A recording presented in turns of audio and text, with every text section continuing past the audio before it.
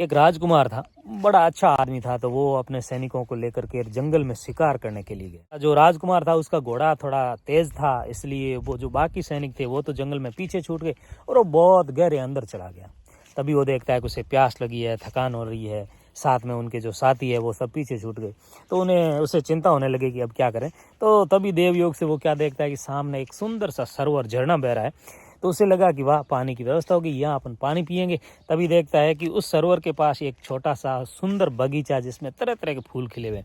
उसे लगा कि यहाँ तो आराम करने का भी जुगाड़ है। और तभी देखता है कि पास में एक महादेव जी का मंदिर भी है। तो उसे लगा कि ये स्थान बहुत अच्छा है, मुझे यहाँ पर कुछ समय के लिए आराम करना चाहिए।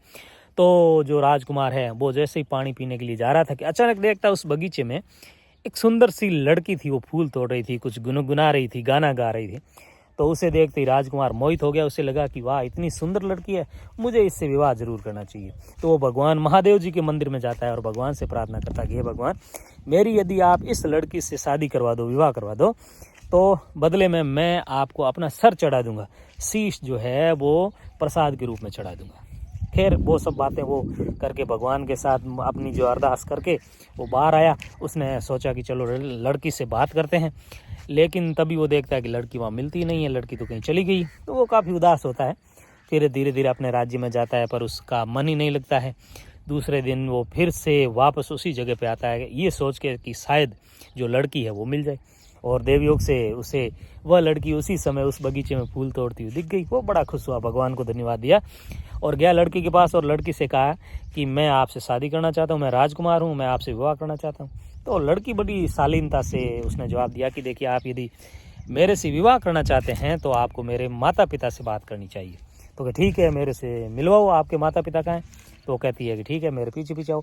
उसी बगीचे में एक गुफा बनी हुई है, उस गुफा के द्वार से वो उसमें प्रवेश करते हैं।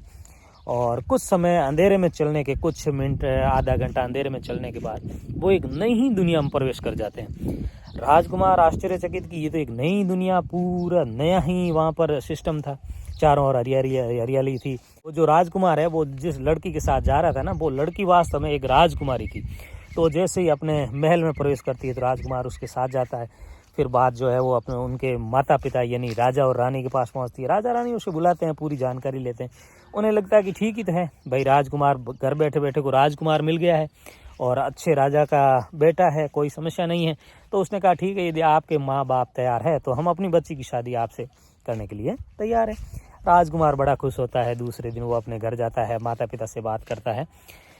लेकिन जो राजा था ना, उस लड़की का पिता, उसने ये कहा था कि आपकी शादी यदि होती है तो भी कोई धूमधाम से शादी नहीं करेंगे, यहाँ आप बारात वगैरह नहीं ला सकते, अधिकतम एक आदमी आपके साथ आ सकता है, क्योंकि हमारी अलग दुनिया है और ये इसके बारे में किसी को पता नहीं है, इसलिए हम इसे दुनिया के सामने नहीं लाना चाहते हैं। राजकुमार ने कहा ठीक है, अच्छी बात है। तो अब राजकुमार ने क्या किया, जो राजा का मंत्री था उसका एक बेटा था जो राजकुमार का लंगोटिया यार था, उसके साथ ही रहता था हमेशा, उसको साथ में ले लिया और कहा चलो भाई, हम शादी करने के लिए जाते हैं उस लड़की से। तो वापस हो जाते हैं, उसी पूरे तरीके से प्रोसेस वापस होता है और शादी हो जाती है। और राजकुमारी एक रथ दे दिया जाता है, उसमें राजकुमारी बैठ के, राजकुमार और उनका जो मित्र है मंत्री जी का बेटा, वो भी साथ में बैठ कर वहाँ से रवाना हो जाते हैं।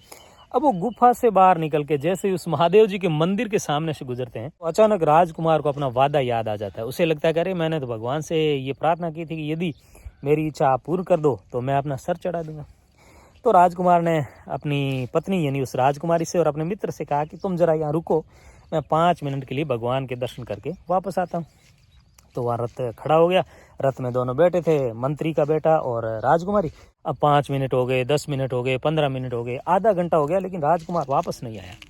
तो मंत्री के पुत्र को कुछ शंका हुई, उसे लगा कि कुछ गड़बड़ तो नहीं है। तो उसने राजकुमारी से कहा कि रानी साहिबा, आप इसी रथ पे विराजिए और मैं अभी गया और राजकुमार की खोज खबर लेकर के आता हूँ कि वो और कितनी जो तपस्या कर रहे हैं, क्या कर रहे हैं। लेकिन वो जैसे ही उस मंदिर में जाता है तो देखता है कि राजकुमार तो वहाँ पर मृत्यु उनकी हो चुकी है, मतलब वो मरे पड़े हैं। उनका सर कहीं पड़ा है, धड़ कहीं पड़ा है और उनकी अपनी जो तलवार थी वो भी पास में पड़ी है। यानी उस राजकुमार ने अपने वादे के अनुसार अपना सर काट करके वहाँ जो है वो अपनी बलि दे दी। तो अब मंत्री पुत्र के सामने एक विचित्र समस्या आ गई कि अरे ये क्या हो गया। अब यदि मैं जाके राजकुमारी को कहूँ कि राजकुमार तो मरे पड़े हैं, तो राजकुमारी मानेगी नहीं। उसे लगेगा कि शायद इसके मन में कुछ लोभ था या मेरे से शादी करने का विचार था, इसलिए इसने राजकुमार के जो राजकुमार है उसको मार दिया। तो मंत्री पुत्र को लगा कि ये तो गड़बड़ होगी, अब यहाँ से तो सीधा सीधा दोषारोपण अपने ही ऊपर होगा, तीसरा तो कोई देखने वाला नहीं। तो वो भगवान की मूर्ति की तरफ देखते हैं और सोचते हैं कि ये भगवान तुमने मुझे किस संकट में डाल दिया। खैर उन्होंने भी वही रास्ता अपनाया कि अब इस कलंक से बचने का एक ही तरीका है कि मैं भी अपनी जान यहाँ दे दूँ। तो उसने भी तलवार उठाई और अपना सर है वो धड़ से अलग कर दिया। अब इधर समय बीतता गया, आधा घंटा और हो गया, राजकुमार नहीं आया, सब नहीं आया। अब जो मंत्री पुत्र गया था वो भी नहीं आया। तो राजकुमारी को लगा कि मामला क्या है, मुझे जाके देखना चाहिए। तो अब गई राजकुमारी, मंदिर में जाके देखती है तो उसके तो पैरों तले जमीन खिसक जाती है कि भाई ये क्या, दो दो लाशें पड़ी है, दो दो सर धड़ पूरे पूरे अलग पड़े हैं। तो वो वहाँ पर विचलित हो गई, वहाँ पर बेहोश हो गई। उससे थोड़ा जब वापस होश आया तो उसने सोचा कि उसके सामने भी वही स्थिति होगी जो मंत्री पुत्र के सामने थी। उससे लगा कि अब मैं कहाँ जाऊँ, यदि मैं ससुराल जाऊँ तो कौन मेरे ऊपर विश्वास करेगा कि मैंने इनकी हत्या नहीं की है, और यदि मैं पीहर जाऊं तो कौन मेरे ऊपर विश्वास करेगा कि मैंने इनकी हत्या नहीं की है। कोई तीसरा गवाह भी तो नहीं है, कोई देखने वाला भी नहीं है कि ये घटना कैसे हुई। तो ये पूरा पूरा मेरे ऊपर ही आएगा, मुझे किसी लोभ के बस जो है दोषी ठहरा दिया जाएगा और एक कलंक के साथ मुझे ज़िंदगी भर जीना पड़ेगा। तो वहाँ राजकुमारी ने भी यही सोचा जो मंत्री पुत्र ने सोचा था, और उन्होंने कहा हे भगवान, यदि आपकी यही इच्छा है तो मैं भी अपनी जान यहीं पर देती हूँ। और उसने वो तलवार ली और जैसे ही अपना सर पर वो वार करने वाली थी, धड़ से सर को अलग करने वाली थी, क्यों भगवान प्रकट हो जाते हैं। भगवान कहते हैं कि बेटा क्यों जान देना चाहती है। तो उसने पूरी बात बताई कि मेरे सामने धर्म संकट है, अब मैं जी करके क्या करूंगी, जीना मेरा तो दुश्वार हो जाएगा। तो भगवान कहते हैं कि ठीक है, आप ऐसा करो, आपकी जो इच्छा है वो मैं पूरी, आप अपनी जान मत दो। तो आप यदि मेरी इच्छा पूरी कर देते हैं तो इन दोनों को तो महादेव जी ने कहा कि ठीक है, तुम ऐसा करो, इनका जो सर और धड़ है अपने पास रख दो और फिर मैं जो है इनको जीवित कर दूंगा। अब राजकुमारी ने जल्दबाजी में या कहें कि जोश में क्या किया, उससे एक गलती होगी। जो राजकुमार का सर था वो मंत्री पुत्र के धड़ के पास रख दिया, और जो मंत्री पुत्र का सर था वो राजकुमार के धड़ के पास रख दिया। इधर भगवान ने तथास्तु कहा और वो तो अंतर्ध्यान हो गए, वहाँ से गायब हो गए। अब राजकुमारी के सामने बहुत बड़ी समस्या पैदा होगी, वो अपना पति किसे माने, क्योंकि जो राजकुमार का सर है उसमें धड़ तो मंत्री पुत्र का है, और जो मंत्री पुत्र का सर है उसमें धड़ है वो राजकुमार का है। तो उसके सामने विकट समस्या होगी। अब ये समस्या आपको सुलझानी है, जो आप लोग कहानी देखते हैं या सुन रहे हैं, आपको सुलझानी है। तो कौन पति माना जाएगा, धड़ जो राजकुमार का है वो, या सर जो राजकुमार का है वो? आप कमेंट बॉक्स में इसका जवाब अवश्य दें। और यदि आप इसका जवाब जानना चाहते हैं और आपको नहीं पता है तो कमेंट में मैं पहला कमेंट पिन कर दूंगा, इसका जवाब क्यों जो है वो इस तरह से उसका पति क्यों माना जाएगा, वो उसमें जो है मैं लिख दूंगा।